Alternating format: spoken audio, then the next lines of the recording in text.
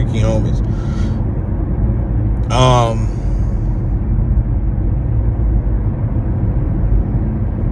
I am not necessarily mad at anybody who wants your freaky homies to be free. As a matter of fact, I don't even want to know why. But you just got to be careful. There are viral clips that shake the internet for a day, and then there are moments that blast open old wounds, ignite new debates, and force the entire culture to pause. This one belongs to the second category. A shaky club video of The Game. Yes, the Compton rapper known for speaking without filters has erupted across social media, turning a simple album celebration into the latest storm in hip-hop. In the clip, The Game takes the microphone mid-performance, raises his drink, and boldly declares that he wants to free R. Kelly and free Diddy. Within minutes, fan pages, gossip blogs, and commentary channels lit up like wildfire, demanding to know what pushed him to say something so explosive at a time when both men are at the center of some of the most polarizing conversations in recent entertainment history. But here's the real twist. While a large number of viewers immediately dismissed his outburst as drunken rambling, others aren't buying that explanation. Instead, they're questioning why a grown man with children, a long career, and a public reputation would willingly attach himself to two of the most controversial figures in modern music.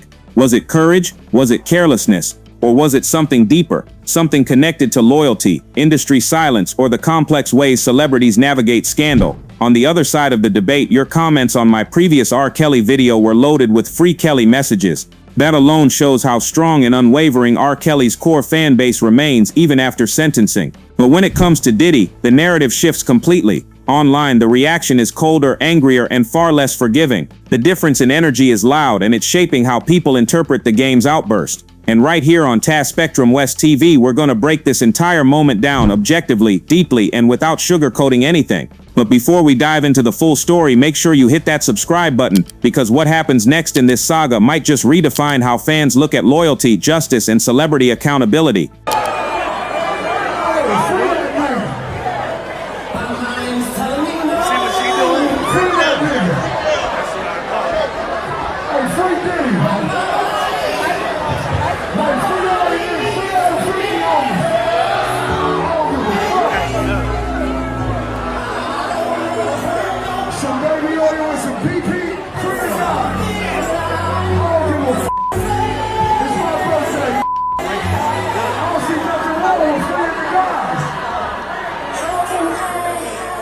The rapper game can sometimes be funny, can sometimes be serious, but in this club situation, he gets on stage and he says, free all the freaky guys out there, R. Kelly and Puff Daddy P. Diddy. Now, is he serious about this or is he kidding? Who really knows? Obviously, R. Kelly is a man of many talents with his R&B music, is considered one of the greatest R&B artists of all time. Some people would not play his music no matter how great of an artist he is because of everything he's been accused of and found guilty of. My question is a little difficult. Some people would free none of these artists, but if you were to free either Sean Diddy Combs or R. Kelly, which artist would you free strictly based off of the music alone? And again, I might get some flack for that, but it's just a question in general to see which artist do you believe music would you like to hear again or more music from?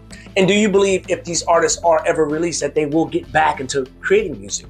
As always, thanks for tuning in. It's your boy, Giuletto. The night was supposed to be a celebration. The Game had just dropped new music. The crowd was hyped, drinks were flowing, and the cameras were everywhere. In the middle of the energy, he paused, took the mic, and said what nobody expected. There was no buildup, no explanation, just a loud, confident declaration supporting two men whose names are some of the most controversial in entertainment today. People close to the stage said he was drinking heavily. Others insist he looked completely sober, but everyone agrees on one thing. The crowd went silent before the DJ tried to bring the energy back. The first wave of comments were simple: he's drunk. The Game has a long history of speaking without filters, especially after a few drinks. But some fans argue he said it too clearly, too boldly, and too confidently to be drunk. So the question remains, was it alcohol or was it honesty? All right, ladies and gentlemen, The Game, the rapper, The Game. There's been a video of him saying that we need to free all the freaky homies. Free R. Kelly and free Diddy, free the freaky homies. I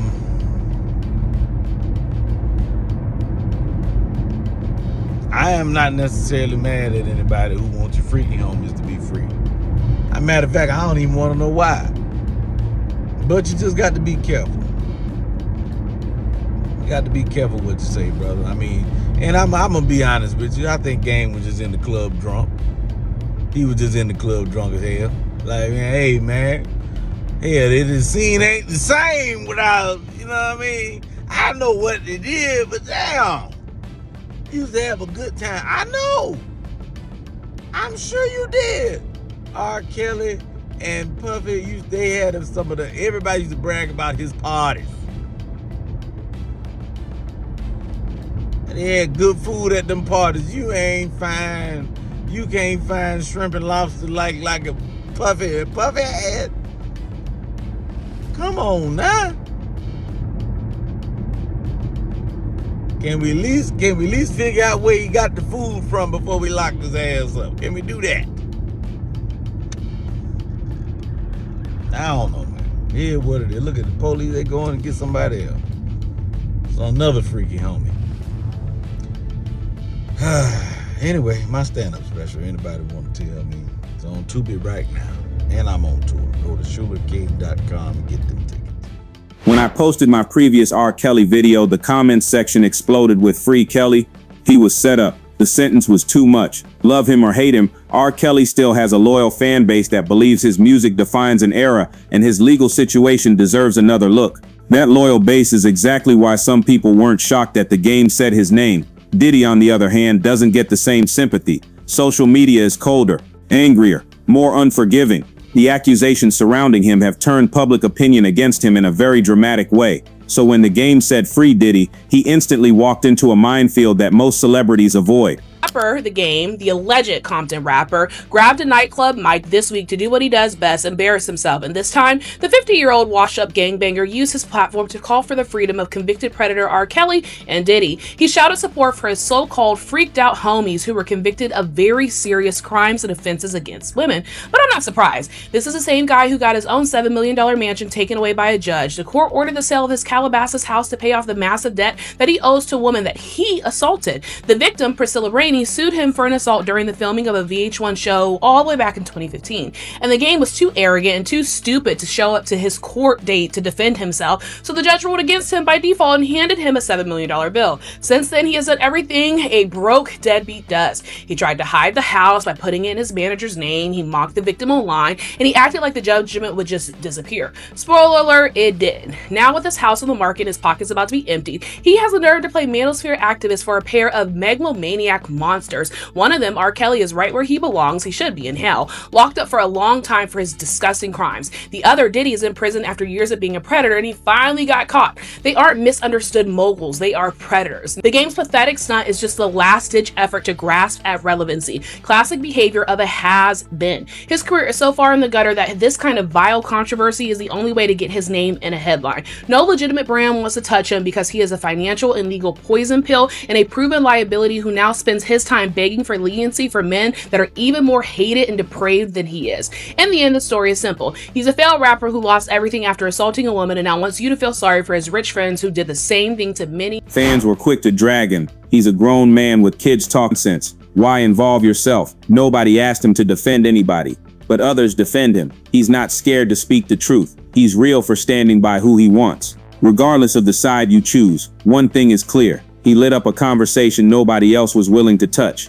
Blogs posted the clip, trolls made memes, commentators made reaction videos, and the debate grew bigger with every share.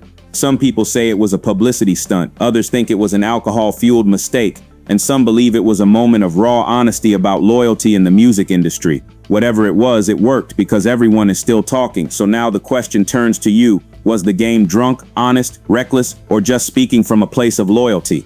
Let me know in the comments. If you enjoyed this breakdown, don't forget to like, subscribe, and turn on notifications so you never miss another Taspectrum West TV deep dive. More stories are coming.